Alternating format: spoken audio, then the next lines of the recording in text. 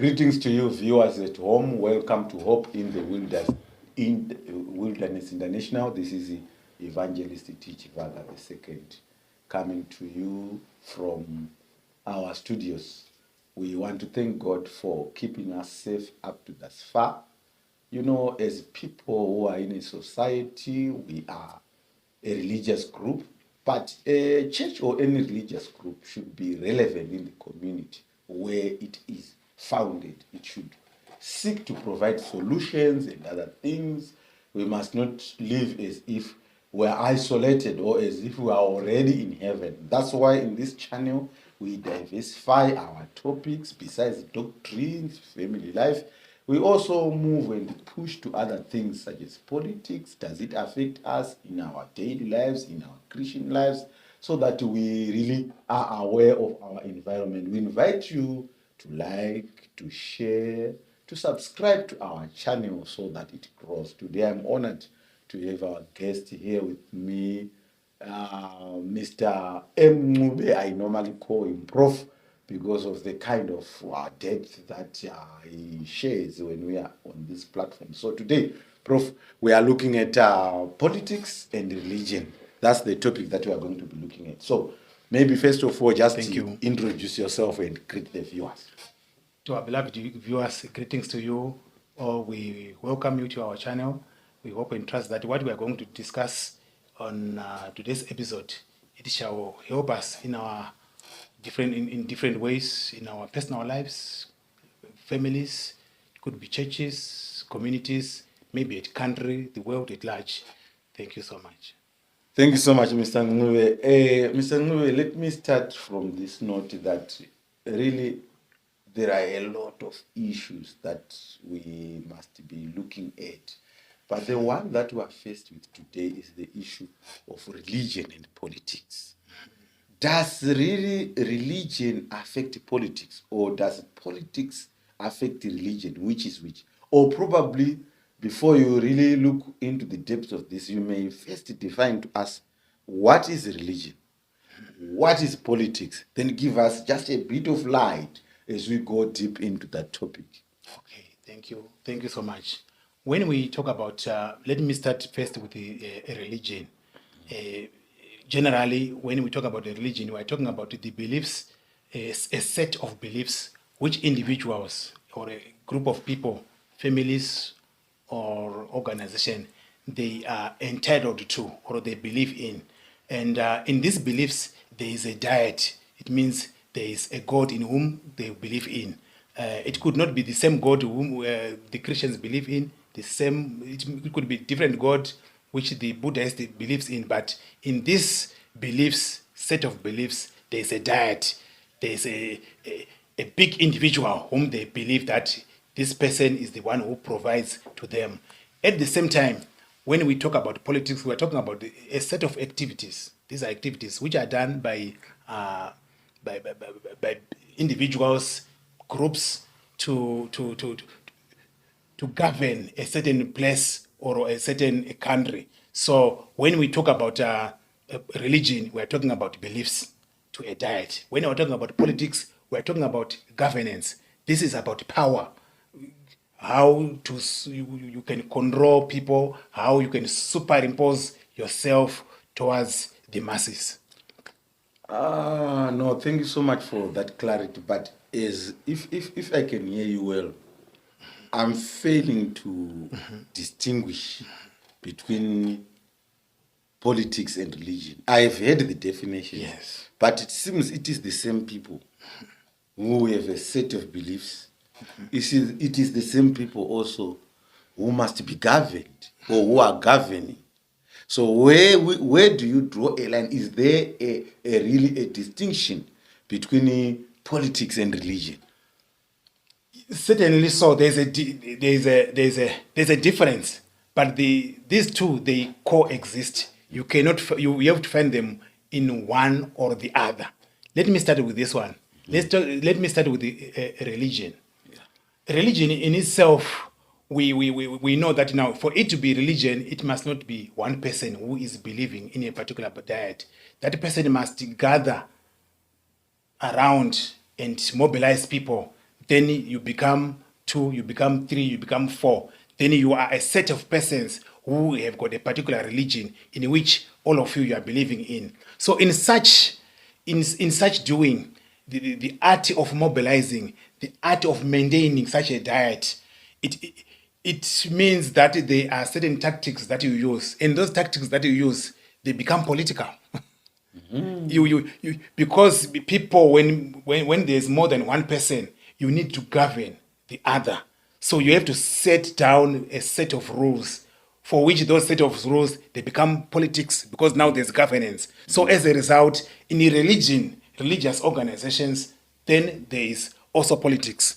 No wonder why when we go to many religious many religions, they end up being divided. For example, in Muslim, we have got Sunni Muslims, we have got Shia Muslims. So in the way in which they believe in the diet, and the way in which they superimpose themselves to the other is different. Hence, there was a politics which took place. Come to Christianity, there are many denominations, and there are many splitting which is taking place. Why? Because there are politics in which they are governing their religion. Hence, when we are in politics, when we are in religion, politics comes in. At the same time again, politics, it also involves religion. Okay. Because when we are governing, it means there are set of values that we need our subjects to comply on. And those set of rules, those set of values, they form part of culture. Because they are repeated over and over again, they become part of religion. And usually politics, it also adopts many aspects or characteristics from religion. And those are the same people in the same society, and they would want those values to be superimposed within their society. Take for example, in a Christian community, people would now say anyone who would commit adultery will be considered as someone who is doing something which is wrong. Anyone who is committing abortion is considered as someone who is killing. So now it is the politics which is saying so to its subjects. But this aspect of killing, it is also there in religion. Hence, politics, it borrows many aspects from the religion, and it wants to apply it. And when you go far in history, you would find that many wars that were fought, they were fought because of religion. Many people that were killed, they were killed just because of religion. And they were killed by who? They were killed by political leaders. So politics, it interferes right away from the start in religion. So these two, it's very difficult to split. So I'm glad you brought that one, that these two are difficult to split, because I wanted to take you back to the Israelite nation. Remember, we are a Christian channel. Yes. And we have a bias towards The Christianity. Yes. That one must be clear. Very so much. now we understand that there's a time before even the Israelites had a king. They had judges. So the same judges, but it was, we describe it as theocracy. It was the same judges that were imposing laws of the country. At the same time also they are administering the laws of God, even though priests were now responsible for performing rituals. So it seems like you could not separate the political system from the religious system. It was being done by the same people. Then also, let me also come down, cascade down through the ages. We could see even the pagan Romans, the pagan, call them pagan, because pagan was a religion on its own. Because we want to look at it, because we are also going to look at African tradition religion, or what they are calling spirituality these days, to look at the difference. But let us get back to the pagan Roman empires. You could see that as the Romans were going to war, they could hold spears with the standards. Sometimes those standards with the sun, showing that they are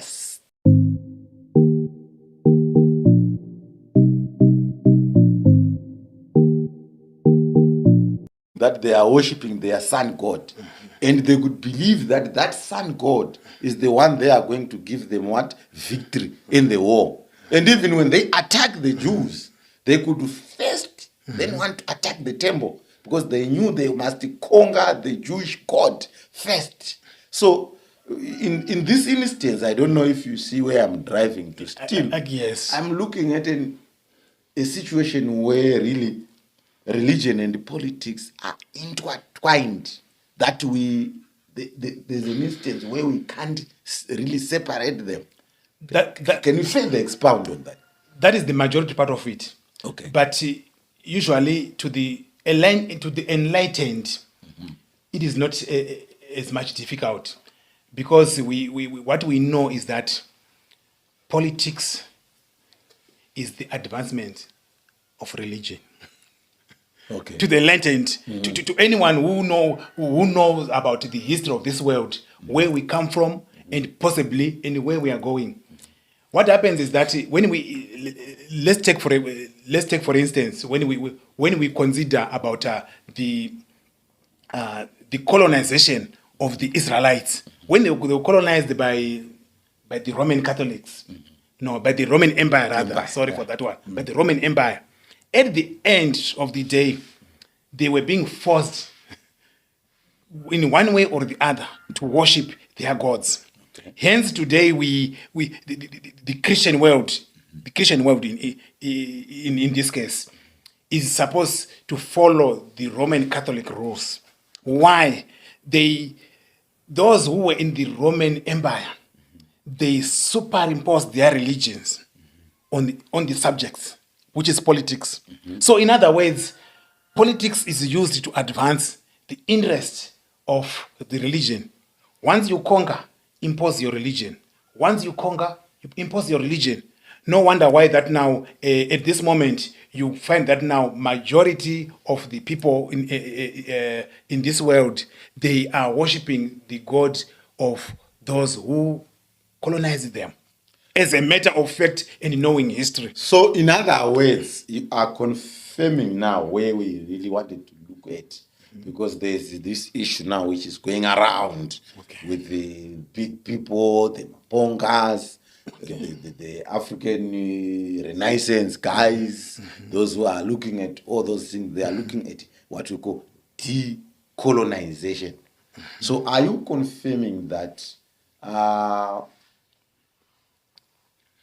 we as Africans, coming home a bit, the God that we are worshiping is the God of the colonizers? Where do we draw the line? How far should this decolonization project be viewed as? Because I'm looking at it's really the same issue, and we have touched on it. How far does this decolonization thing go? How far does it go? How far are we serving a foreign god, thinking that we are worshiping God of heaven? Is it there, the thing of saying there's a foreign god, there's a god of this, at this age and era that we are in?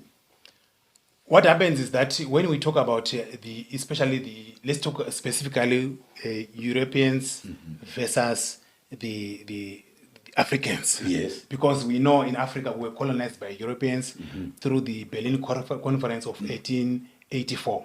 That is a clear issue. Okay. And they used the Bible also. They used also the Bible. But the issue which was at hand is that the missionaries at that moment, they had intentions of coming and preaching all over the world. Okay. So they took an advantage to follow suit where their politics were directing themselves to. Okay. So your question now, to answer your question, the Europeans were having the true gospel. Okay. And the gospel which they were having, it was not concerning their own God. Because that God was the God of Israel, who were not Europeans. Okay. That one must be clear.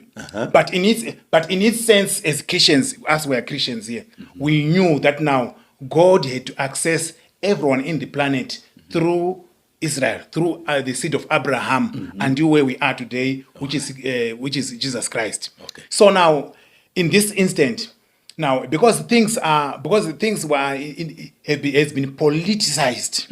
Now hear this one. Yeah. They have been politicized during that time which we are talking about. Let me start from the period of Enlightenment stage, from the 1600, 1500, 1700. That's where we find a rebellion against the Roman Catholic Church in Europe, where Martin Luther and other people were now discovering that now there were lies which they were saying. So as a result, when they found that, they had that zeal to say that now this message must be spread out. And remember, in 1844, there was an event which took place where people were disappointed. Later on, they discovered the truth about the true God. Hence, they had the zeal to say this message must go out. Yeah. Now, at the same time, in Europe, explorers were so inquisitive about exploring the whole world. These things are happening at the same time. Hence, they went out to get as much land as they could want. Hence, Africa was partitioned. But those who were worshiping God, they also wanted to go and preach to the same Africans. So now, it's true that now some individuals, they would interpret it as if it was superimposing on Africans of their God and using God to colonize them, that they can become more soft and give them the other cheek when they beat the other cheek. But in essence, it was a double event which was happening when we look at the biblical events and the political events. It happened at the same time. Possibly, the biblical event is the one which ignited the political event. Possibly. This one I want to be clear that it is possibly. But now what I can say is that those who are advocating, saying that now we are worshiping the God of the white people, it is not correct, because even the white people, they don't even possess they are not there in the Bible. Who are they? Where are they? The Israelites, which is in the Middle East. Where did they came from? They came from Egypt, which is Africa. So in other words, that speech, that talking, it is also a political speech. Okay. Which is trying to superimpose itself on other matters, so that now they can get votes, they can get popularity, they can get an ideology in people's mind as a way of trying to induce in people perhaps a revolution in their own interest. So that is politics. Okay. But religion is now being involved on the same topic. Okay. Now you find that now politics and religion, they would come now together. Okay. Now let me touch a few things there, because it's a quite interesting topic. Let me touch a few things. Okay. There's a thing of white Jesus, whom we see on our walls. So by us seeing a white Jesus, it means already our minds, as we enter into worship, we are even paying homage to a white person. So that is another thing. Yeah. There's also another thing of even clothes, because I've seen people fighting in church during this decolonization thing. That I know we are wearing white clothes. Shed light on that. Did the issue of clothes really, is it bad if I just see that? No, like myself, I understand the issue that I cannot be saved by this tie or what. But my wife specifically told me that, fine, there is African attire, but you look better when you are in a tie. And I've seen this tie being used even in parliament with the people who are non-believers. Jacob Zuma and all that, they are busy in parliaments, they are wearing ties. So is it really the subject that we can say? Can you touch on this white Jesus mentality? Then, and the issue of clothes, just to clarify to us, as you are clarifying to us that no, this issue, we must not mix colonialism and the Bible. Though there's an aspect of those whites coming with their culture they had, but their aim was not to say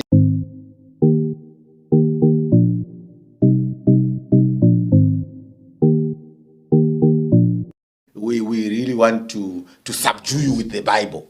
Can you just comment on those issues? Yes. Concerning the issue of the white Jesus, what happened is that the white Jesus was, when we talk about it in the political terms, it was adopted Okay. by us. It's us who adopted that than them superimposing on us. Okay. Because when we like, for example, these clothes, we adopted from them, and we saw that it is good, and there's nothing wrong with it. Because in politics, you see how other societies are being governed, and then you have to change the way how you run yourself, or else you will be run by other nations. So now, concerning the image, because the white Jesus is coming from them dramatizing, putting an image. It is an art within their society, and exposing their art through their drama, through their movies. Those us interested in them, then us, we see it, then we imagine it as if the Jesus is white. Okay. So it's so as I see it, it is us adopting than them superimposing. Okay. Because even in our case, maybe years to come, you would find that now there will be perhaps a black Jesus. Yet the issue of images is clarified in the Bible. Exodus chapter 20. It's well clarified. Thou shalt not make. So as a result, it is people, because we even them whites, they are also a victim of the white Jesus. Okay. Themselves, because they've created that image and they imagine it as if Jesus is in that image. Hence, whenever they are imagining the religious Christian things, they imagine the same image. So what we suffer, they also suffer. So, according to your question, yes, the issue of that image is an issue that needs to be discussed. It's an issue that needs to be not decolonized. Because when we say colonized, then what about the whites who are also addicted to that image? Okay. Yeah, it's something which must be uprooted from each and every person who is a Christian. Okay. Yeah, because it's a religious aspect. Then the issue of clothes, nations, they must evolve. Right. When we are talking about the political sense, if you don't evolve, then you are subdued. Let me take, for example, colonialism. Right.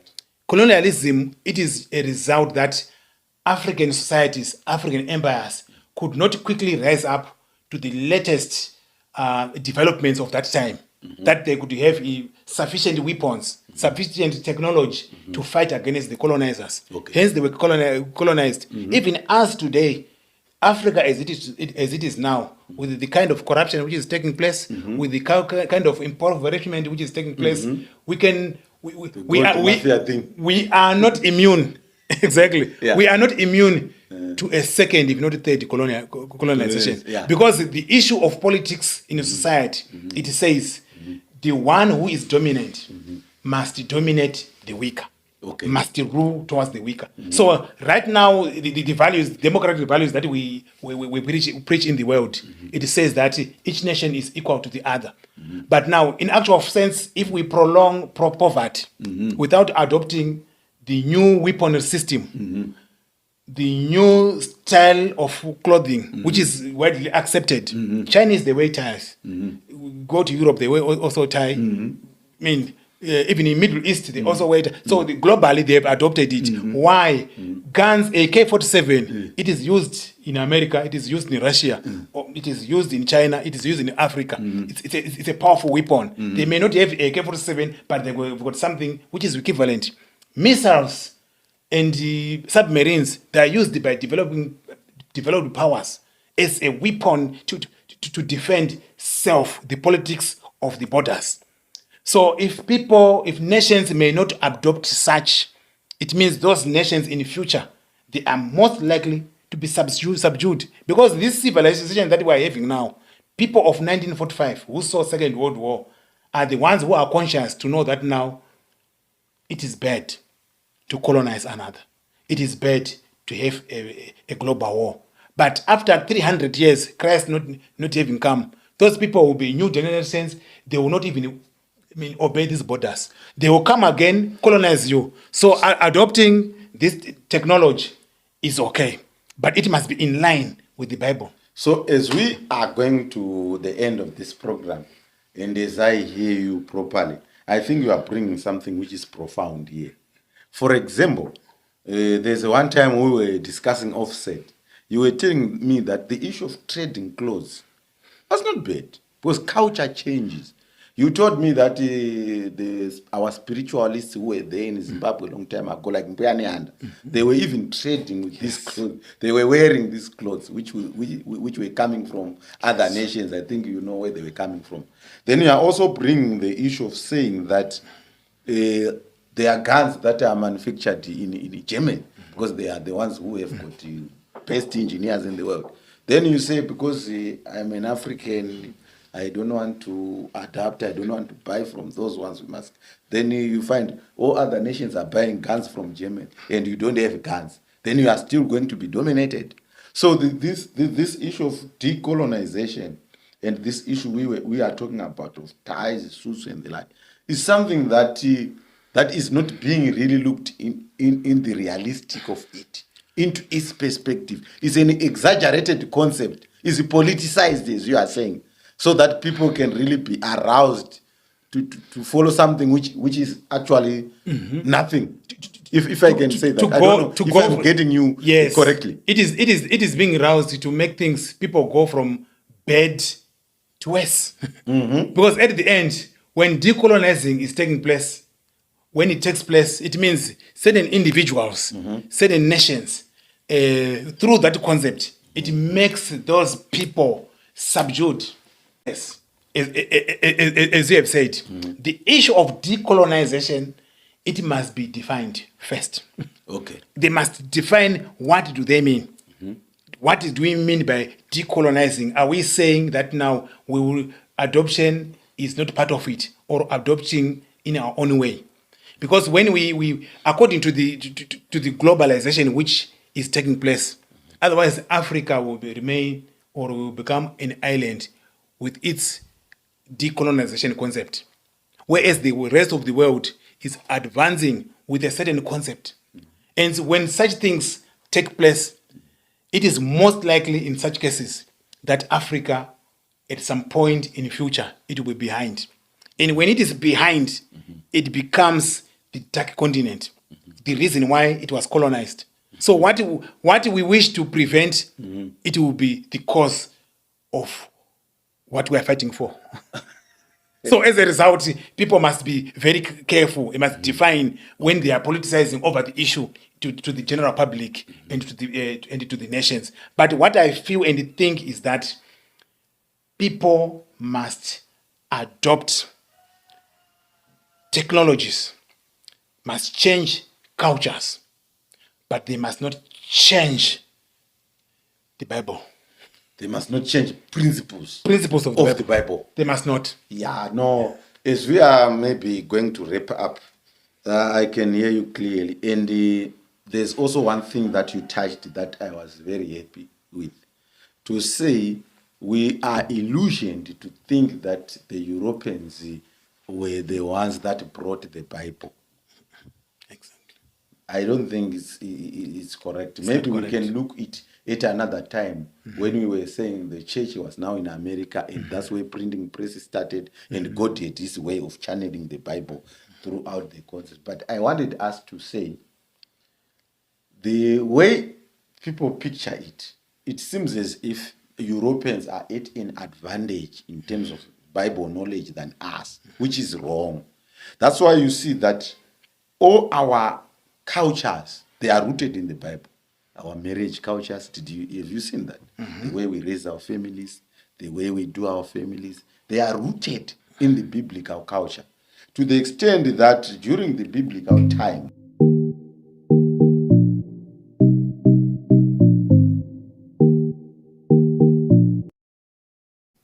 The people that play prominent roles are the Africans and the Jews.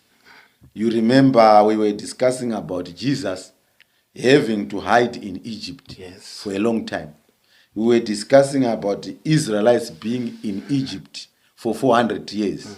Moses born and bred in Egypt. Come, you said it is this way Jethro was yes. to Sudan. Yes. Married Zipporah, Zipporah a black person. wrote the Bible. Wrote the Bible. First So books. the first 5 books were written by an African. Yes, in so, Africa. So in Africa. So we also see Simon of Cyrene helping to carry the cross of Jesus. When we also see Joseph of Arimathea, we were offering to bury Jesus in his tomb. He was an African. We also saw the Ethiopian eunuch, Philip, going to him when he was reading the book of Isaiah and could not understand. Then he baptized him. So we see Africans heavily involved in this gospel. So as we are going to give a conclusion remark, politics and what? And religion, as we are going to keep it up so that we understand where we are, what we are supposed to know, how all these noises about decolonization, maybe before we go next time to look at it religiously, but now separation of church and what? State, we will look at that next time. And also then we will look at, can really few Christians now, when we have separated church and state, can they vote? Can they get involved in politics? Can they what? But now we were just looking at history and the way politics were mingling with what? With religion. And as you are wrapping it up. Generally, we say that now religion, there's been a vice versa of things since sin got into this world. Religion is the one that has to influence politics. Okay. So that now the governance is fair. There's justice in the world. Okay. No wonder why the number of people who are poor in this world, they are many. Why? Because politics Is influencing religion, and it is the one which is taking much more center stage. So if religion is put forward, if Christianity and its principles of the Bible are applied, to be honest, this world will be a better place. But vice versa, politics is gaining more ground.